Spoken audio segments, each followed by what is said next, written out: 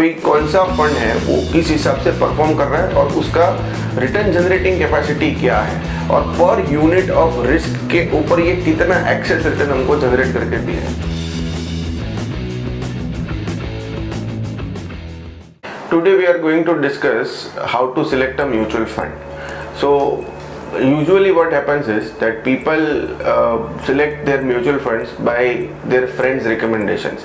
Let us say किसी दोस्त ने मुझे ऐसा बोल दिया कि ये फंड अच्छा है, ये फंड लेने जैसा है, मैंने ये फंड लिया है, या किसी न्यूज़पेपर या किसी बिजनेस मैगजीन में ऐसा लिख के आता है कि ये फंड अच्छा है। सर्ववैश्विक बायस की वजह से हम लोग ऐसा देखते हैं कि हिस्टोरिकल रिटर्न्स के बेसिस पे हम फंड सिलेक्ट करते हैं। ये प्रोसेस सही नहीं है और today I am going to discuss that what is the correct way to do it.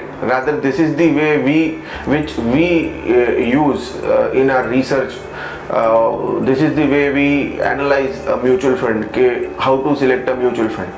So the first thing what we do is investors risk profiling. Now investors risk profiling is very necessary, very essential to select a mutual fund. SEBI has also worked very hard to categorize mutual funds according to their asset allocation and risk profile. SEBI has also given a riskometer on the mutual funds so that an investor can understand that what is the risk of a mutual fund or particular mutual fund. So what is the risk profiling? First we need to understand that the meaning of risk profiling. Risk profiling is how much risk an investor is willing to tolerate. Now investor may be willing to take more risk, but how much risk he is going to tolerate, that is something which can be defined by risk profiling process. मैंने कई बार देखा है कि investor को ज़्यादा risk लेना है लेकिन उसका वो रिस्क टॉलरेंस होता ही नहीं है कि वो रिस्क अपने पोर्टफोलियो पे ला सके। तो उसकी वजह से हमको पहले सबसे इम्पोर्टेंट चीज़ है उसका रिस्क प्रोफाइलिंग करना काफ़ी ज़रूरी है। So first point what we analyse is comfortable. जो इन्वेस्टर होता है कि भाई उसको कितना रिस्क उसका कितना कंफर्ट जोन है, तो उसके हिसाब से हम उसका पहले कैटेगराइजेशन करते हैं। उसके बाद टॉलरेंस टू रिस्क, वो कहाँ तक, कौन से लेवल तक वो मार्केट रिस्क को टॉलरेट कर सकता है।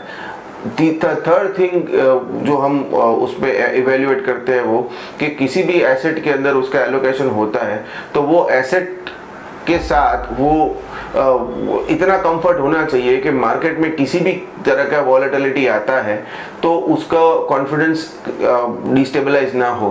तो these are the three major aspects which we take care while doing the risk profiling. Then we evaluate the risk taking capacity. Risk taking capacity में सबसे पहला पॉइंट जो आता है वो है इनकम स्टेबिलिटी। इनकम स्टेबिलिटी के अंदर हम ये चेक करते हैं कि इन्वेस्टर का इनकम फ्लो और उसका कैश फ्लो कितना है और कैसा है। Second thing is accumulated wealth, कितनी वेल्थ उसने अभी तक एक्यूमुलेट की है। जो उससे ऊपर से हम लोग ये डिसाइड करते हैं कि अभी फर्दर एलोकेशन कहाँ करना है और कौन से मैग्नीट्यूड में करना है। The third thing which is most important is number of dependents. Investor पे कितने लोग डिपेंडेंट है उसके बेसिस पे हम लोग वो आइडेंटिफाई करते हैं कि लाइफ साइकिल रिस्क क्या रहता है। Fourth thing which is there is goal, investor के लाइफ के गोल्स क्या है, वो गोल्स के हिसाब से उसका पूरा फाइनेंशियल प्लानिंग और उसका रिस्क प्रोफाइलिंग होता है। The last thing which is that is investment horizon, वो उसको पैसा कब वापस चाहिए, कितना समय तक उसको अभी पैसा सिस्टम में रखना है और वो पैसे का कैश आउटफ्लो उसको कब करना है। तो these are the few points which are necessary for a risk profiling point of view. To understand risk profiling in detail, we have added one video. The video is published by DSP BlackRock Mutual Fund. The very important thing we need to understand from this is that how risk profiling works. So let us see the video first. That's here only. Risk profiling is a process that helps you identify the optimal level of risk that is just right for you as an investor. Your risk appetite is best understood after taking into account your risk-taking ability, your willingness to take risks, and the risk you will need to take to achieve your financial goals. Let us understand these factors some more. Your ability to take risks, also called your risk capacity, includes factors that determine how much risk you can take at a given point of time in your life. These could include your age, your current income, number of dependents, etc. Your willingness to take risk, also called your risk tolerance, indicates your emotional tolerance towards the ups and downs in the market and towards risk-taking in general. This is essentially a psychological characteristic. Required risk is a mathematical calculation under a set of assumptions that helps you understand the level of risk you will need to take to achieve your financial goals. Some experts may consider required risk to be a part of an individual's risk capacity, which is essentially a financial characteristic. Your risk profile will help you identify the right asset allocation, which decides what proportion of your investments should be invested in various asset classes. Based on a comprehensive assessment of risk profile after considering all the factors mentioned earlier, an investor may fall in one of these categories on the spectrum, which range from low risk, which would favor a portfolio predominantly debt-oriented, to high risk, which would mean a large proportion of equity investments. When you're looking for investment options, you should match the risk they could expose you to with your own risk appetite. There could also be instances where there is a mismatch in your risk capacity and risk tolerance, where you might have the capacity to take more risk but are unwilling to do so, or vice versa. So if you don't assess your risk profile comprehensively before you invest actively, you may end up being uncomfortable with your investments. For instance, despite being able to or being comfortable with taking on a higher level of risk, you may have invested in a risk-averse manner. This would eventually make you feel unhappy, as you will not be satisfied with the returns generated by your investments. To assess your risk profile, there are a number of tools and questionnaires that you can use, some of which are available online. And if you would like professional help, you can always contact your investment advisor. He would help you evaluate your risk profile comprehensively and suggest investments and strategies that match your risk appetite. You will now understand that assessing your risk profile will make you recognize your investment orientation, which is best done before you build your investment plan. This ensures you are satisfied with the level of balance between risk and returns while you are investing, thereby increasing the likelihood of you sticking to your plan over the long term. One key point to remember is that your risk profile may change over time depending on changes in your life cycle. Maybe your income changes, or you have new goals, etc. Hence, what was right and worked for you at age 25 may not be the same when you turn 45. We hope that this video has helped you understand the process of evaluating your risk profile. So if you haven't done this exercise already, please do speak with your investment advisor and identify your own risk profile. It will go a long way in keeping your financial plan in sync with your needs. After watching this video, I hope now you are clear with the risk profiling process and how to deal with the risk management of an individual. So this is how we do risk profiling. The next step which is there is asset allocation based on risk profiling.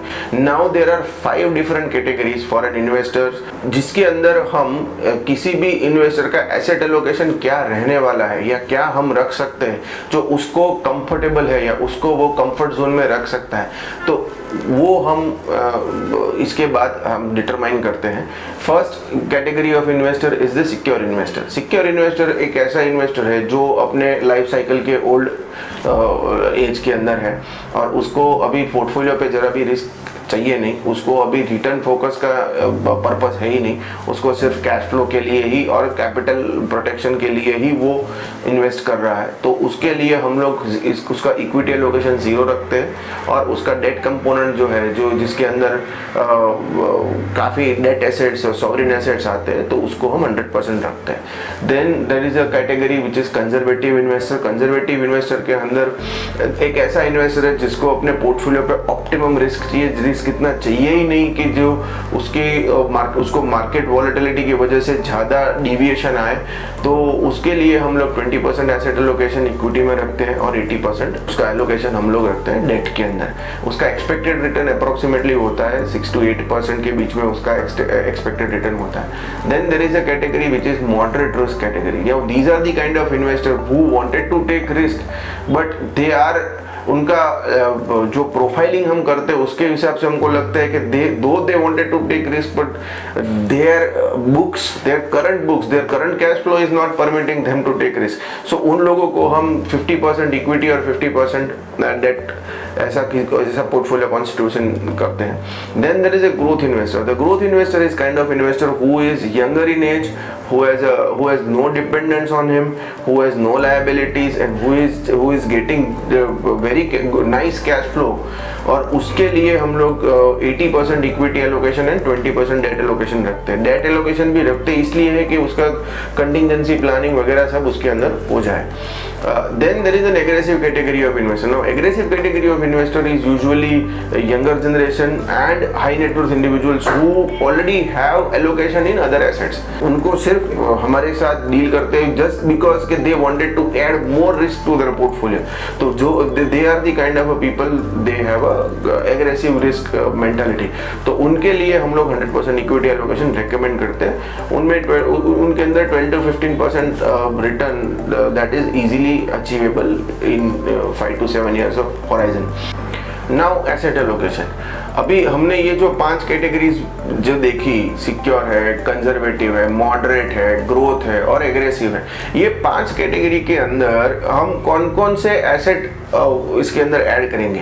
तो जैसे secure category का investor है उसके अंदर equity एक भी component, उसका एक भी एलिमेंट नहीं रहेगा, लेकिन उसके अंदर हम डेट इंस्ट्रूमेंट डाल सकते हैं जैसे फिक्स डिपॉजिट्स है, एफडीज है जिसको कंपनी डिपॉजिट्स है, या कॉर्पोरेट बॉन्ड्स है, या सॉवरिन बॉन्ड्स है, सॉवरिन फंड्स है, या किसी पब्लिक सेक्टर अंडरटेकिंग के फिक्स रिटर्न पेपर्स है, या उसके रीपर्चेज एग्रीमेंट्स है, रिपोज है, या किसी भी इसी टाइप की किसी फिक्स इनकम सिक्योरिटीज के अंदर उसको हम एलोकेशन करवा सकते हैं, जिसके अंदर we can easily achieve 6 to 7% of yield. That is the ideal. Then there is a conservative investor. और कंजर्वेटिव इन्वेस्टर के अंदर हमारा जो इक्विटी एलोकेशन रहता है वो लार्ज कैप के अंदर ज़्यादा रहता है, and this is where we put in the money because large cap have sustainable and steady cash flow.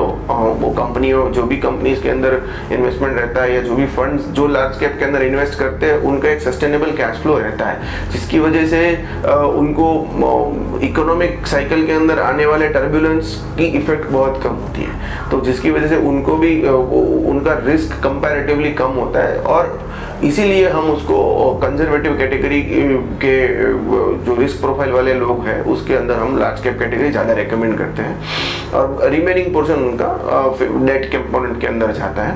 Then there is a moderate category. Moderate category investor ऐसा जो है जिसमें हम 50% इक्विटी एंड 50% डेट रखते हैं। तो जिसमें 50% इक्विटी रखते हैं उसके अंदर हम लोग लार्ज कैप, फ्लेक्सी कैप थोड़ा रखते हैं, थोड़ा लार्ज कैप एलोकेट करते हैं, and then dynamic asset allocation fund भी is a very good example जो हम मॉडरेट कैटेगरी के इन्वेस्टर के अंदर हम रख सकते हैं, and remaining 50% we put in date.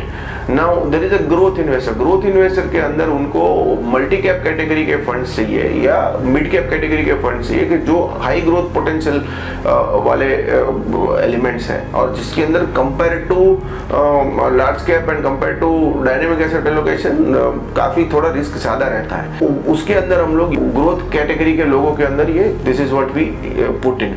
Then there is an aggressive category of investor. Now aggressive category of investor you know कि small cap and mid cap kind of a thing, thematic fund है, even international category के equities है, तो जो जिस हिसाब से उनका रिस्क प्रोफाइलिंग बैठता है उसके हिसाब से हम उनका एसेट एलोकेशन करते हैं। This is the riskometer of a fund जो मॉडरेट हाई रिस्क कैटेगरी का फंड है, और this is how SEBI has mandated all the AMCs to depict their risk profile on funds paper. So this is what the riskometer looks like. According to risk profile and according to this riskometer, an investor can take his call. A researcher or people like us can understand that this is how it happens. After identifying investors' risk profile and understanding investors' risk profile, then we start analytics process where we start selecting the funds according to the individual's risk profile, which we have already discussed. So the analytical process starts with filtration of funds. Now हमारा primary filtration जो रहता है वो ऐसा रहता है कि कोई भी फंड हम इन्वेस्टर को रेकमेंड भी करते हैं या इन्वेस्टर के सामने भी रखते हैं तो उसका एसेट अंडर मैनेजमेंट 100 करोड़ से ऊपर ही रखते हैं कि 100 करोड़ के ऊपर का एसेट अंडर मैनेजमेंट है तो इन्वेस्टर के सामने वो लिस्ट के अंदर जाएगा। अगर 100 करोड़ के नीचे का एसेट एलोकेशन है या AUM है तो उसके अंदर हम अपने फिल्टर के अंदर उसको एलिमिनेट कर देते हैं। देन मिनिमम वो जो फंड है वो 3 साल या 3 साल से ज़्यादा का उसका टेन्योर हो चुका होना चाहिए। यानी अगर वो फंड 3 साल से कम का एज है उसका तो वो हमारे प्राइमरी फिल्ट्रेशन के अंदर नहीं आएगा। और the third important thing is fund manager. Fund manager is a driver who drives the car, so we need to understand the driver first. If we are going from destination A to destination B, and if we are going to self-drive the vehicle, then probably we know our own capabilities. So हमको पता है कि कितना time के बाद हमको चाय का ब्रेक लेना है, लेकिन हम सामने वाला अगर ड्राइवर कोई और है तो उसको कितने टाइम पे ब्रेक देना है वो हमको नहीं पता चलेगा। तो fund manager is a kind of a person which we also need to understand कि उसने पास्ट परफॉर्मेंस क्या दिया था या उसका पहले ट्रैक रिकॉर्ड क्या है और उसका इन्वेस्टिंग मेथोडोलॉजी क्या है, उसका रैशनल क्या है। तो फंड मैनेजर का evaluate the third very important point which we use for filtration is a good fund manager. After finishing primary filtration process, we initiate a performance test on the set of mutual funds.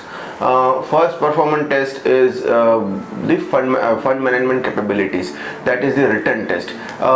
First we do the long term return analysis. उसके अंदर हम लोग ये check करते हैं कि कोई particular fund management team है उनका लॉन्ग टर्म रिटर्न का क्या ट्रैक रिकॉर्ड है और उनका जो रिटर्न अभी तक उन्होंने डिलीवर किया है किसी भी एसेट मैनेजमेंट कंपनी के टीम ने एंड द फंड मैनेजर ने, वो क्या उनका ट्रैक रिकॉर्ड है। तो वो हम प्राइमरीली समझने का ट्राई करते हैं और वो उसको एनालाइज करते हैं।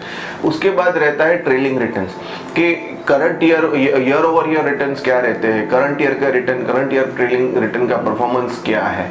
देन उसके बाद रहता है rolling return. Rolling return is specific period के अंदर कितना रिटर्न मिला है, 3 years, 4 years, 5 years, 7 years, उतना पर्टिकुलर पीरियड के अंदर कितना CAGR रिटर्न जनरेट हुआ है, दैट इज कंपाउंडेड रिटर्न। सो उसको हम एनालाइज करते हैं और वो देखने का ट्राई करते हैं रिटर्न एनालिसिस के कि रिटर्न कर्व कितना स्मूथ है। अगर रिटर्न कर्व ज़्यादा वॉलेटाइल है या ज़्यादा उसके अंदर विपसो आते हैं तो हम उसको ऐसा समझते हैं कि fund management is not consistent, but the return curve itself is very smooth and एकदम अपवर्ड स्लोपिंग होता है, तो that is easily understandable that fund management team is aggressively working aggressively and trying to eliminate all the whipsaws or all the volatilities from the funds. That is a very good parameter which we analyze. उसके बाद आता है upside ratio. Upside ratio is कि अगर आप कोई fund के अंदर इन्वेस्ट करते हो और वो फंड मार्केट यानी कि अपना अगर बेंचमार्क इंडेक्स है निफ्टी का रिटर्न 10% है और अगर आपका फंड 8% ही परफॉर्म करता है तो उसका अपसाइड रेशियो लेस देन 100 हो जाएगा।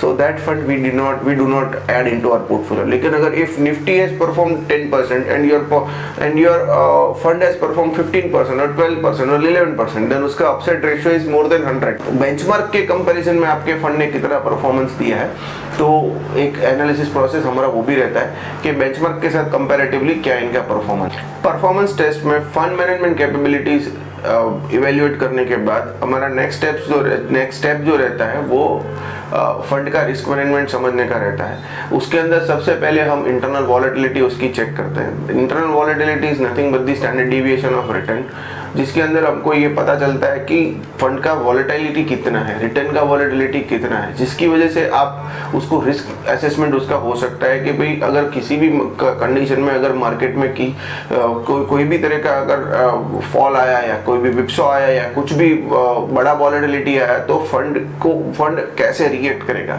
If the standard deviation is higher than absolutely the fund is more volatile and if standard deviation is less तो fund is less volatile. Now higher standard deviation does not mean that that is a bad for an investor. Higher standard deviation funds को हम हमेशा अच्छे SIP funds के तौर पर देखते हैं कि because of higher volatility investor can start SIPing in this fund. Lump sum investment के लिए we advise our investors to go for a lower standard deviation funds where funds return volatility is comparatively less. Risk analysis में हम दूसरा point जो cover करते हैं वो है मार्केट सेंसिटिविटी, उसको हम बीटा से डिपिक्ट करते हैं। बीटा का मतलब ये होता है कि मार्केट के कंपैरिजन में ये फंड कितना वॉलेटाइल है in compare to market, how much this fund is volatile. If beta is more than 1, then we consider this as a high risk category fund because there is a more volatility, and if beta is less than 1, then we put it into a moderate risk category, और अगर beta is less than 0.5 या 0.6, then we put it as a low risk category fund. So market के comparison में इस fund का कितना volatility है, अगर ये आपको देखना है तो वो बीटा से देखे जा सकता है। Again I am not saying that higher beta funds are bad और lower beta funds are good, no. Investor का कैटेगरी, इन्वेस्टर का रिस्क प्रोफाइल और अप्रोच एंगल देख के हमको ये डिसाइड करना पड़ेगा कि कौन सा रिस्क प्रोफाइल किसके लिए ज़्यादा सूटेबल है, कौन सा वेरिएबल किसके लिए ज़्यादा इफेक्टिव रहेगा। Third point is negative period check. Downside ratio जिसके अंदर लेस देन 100% होता है वही फंड हम अपने पोर्टफोलियो में रेकमेंड करते हैं। Now downside ratio is something which is, let us say हमने अभी रिसेंटली अपसाइड रेशियो देखा था कि if a fund performs more than the benchmark index then उसका upside ratio is more than 100%। Similarly if a fund falls more than the benchmark then downside ratio is downside ratio is greater than 100, so that is again a very risky fund. So जो fund का downside ratio is less than 100 where fund is not correcting as much as the benchmark, यानी benchmark अगर 10% गिरता है और अपना fund 8% गिरता है तो हम उसको पॉजिटिव पॉइंट कंसिडर करेंगे जिसका डाउनसाइड रेशियो लेस देन 100 है, तो वैसे फंड हम अपने पोर्टफोलियो के अंदर ऐड करते हैं। After doing this analysis on a risk profiling, हम 3 डिफरेंट रेशियोज और यूज़ करते हैं जिसकी वजह से हमको ये समझ में आए कि हम कितना एडिशनल रिटर्न जनरेट कर रहे हैं for a unit of risk. So वो लेवल पे हम लोग ये मेजरमेंट करते हैं। तो there are 3 ratios which we use. First one is the Sharpe ratios, second one is the Turner's ratios, and third is the Sortino ratios. So these are the 3 ratios we use to measure that taking X amount of risk, how much extra return we are generating. So that is what these ratios are here for. In ratios को हम ऐसे समझ सकते हैं कि if Sharpe ratio is higher, that means that a fund is generating more return on a unit of risk. तो ये fund ज़्यादा अच्छा है compare to the other funds. Now there are other parameters also we need to look at it, but primary filtration process के अंदर भी ये हम लोगों को इजीली डिटेक्ट करने में मदद होती है कि भाई कौन सा फंड है वो किस हिसाब से परफॉर्म कर रहा है और उसका रिटर्न जनरेटिंग कैपेसिटी क्या है और पर यूनिट ऑफ रिस्क के ऊपर ये कितना एक्सेस रिटर्न हमको जनरेट करके दे रहा है। तो शार्पे रेशियो और Turner ratio and Sortino ratio यही 3 रिस्क मैनेजमेंट रेशियोज है जिसकी मदद से हम एडिशनल रिस्क के ऊपर का एडिशनल रिटर्न हम मेजर कर सकते हैं, and that is a very good parameter which we use in our analysis. Next point which we are going to discuss is the portfolio quality checkup. Now first thing which we consider after analyzing all the ratios is the investment strategy. Now there are majorly 2 investment strategy. One is the growth investment strategy and second one is the value investment strategy. Now growth investment strategy के अंदर fund manager जो fund select करता है वो always high P और high price to book value वाले stocks ही पकड़ने का ट्राई करते हैं कि जिसके अंदर ऑलरेडी एक अच्छा ग्रोथ हो रहा है, ऑलरेडी अच्छा रेवेन्यू जनरेट कर रही है कंपनीज, वही कंपनीज को फंड मैनेजर अपने पोर्टफोलियो में लाने का ट्राई करेगा जिसका पी कंपैरेटिवली ज़्यादा है। So high P, high price to book value, high ROE, ऐसे रिटर्न ऑन इक्विटी, ऐसे पैरामीटर्स को सिलेक्ट करके जो स्टॉक सिलेक्शन होता है वो अपने ग्रोथ कैटेगरी के फंड के अंदर जाएगा। Then there is a value category fund. Value category fund के अंदर fund manager will try to scout for a lower P, lower price to book stocks where he can pick up stocks which is likely to grow in future at a lower valuation. So दोनों investment strategy में से कौन सी market condition को अभी suit कर रही है, उसके हिसाब से हमको ये कॉल लेना पड़ता है। These are the two investing strategies which usually fund manager uses. So we have to identify that which category of the investment strategy is being used. Portfolio quality checkup में the next point which we analyze is portfolio allocation. Portfolio allocation के अंदर first item is the market cap. किसी भी portfolio के अंदर कौन कौन से टाइप के मार्केट कैप का एलोकेशन हुआ है, कितना परसेंटेज लार्ज कैप में हुआ है, कितना परसेंटेज स्मॉल कैप में हुआ है, कितना परसेंटेज मिड कैप में हुआ है, उसको हम एनालाइज करते हैं और वो इन्वेस्टर के रिस्क प्रोफाइल के हिसाब से उनको इवेल्युएट करते हैं। देन जो स्टॉक्स पोर्टफोलियो के अंदर है, जो स्टॉक्स म्यूचुअल फंड के अंदर है, उनका फर्दर एनालिसिस होता है। उसके अंदर हम ये आइडेंटिफाई करने का ट्राई करते हैं कि कितने सेक्टर के अंदर ये फंड्स डिवाइड किए गए हैं या ये एलोकेट किए गए हैं। फर्स्ट थिंग इज कि वो कौन कौन से सेक्टर्स के अंदर ये कौन कौन से टाइप के सेक्टर्स के अंदर ये इन्वेस्टमेंट हुआ है। First one is the defensive. Defensive के अंदर कौन कौन सा एलोकेशन है, साइक्लिकल स्टॉक्स के अंदर किधर एलोकेशन है, and sensitive is more sensitive stocks are more the stocks which are more sensitive to the market condition. So ये तीन कैटेगरी के अंदर हम एलोकेशन को डिवाइड करते हैं।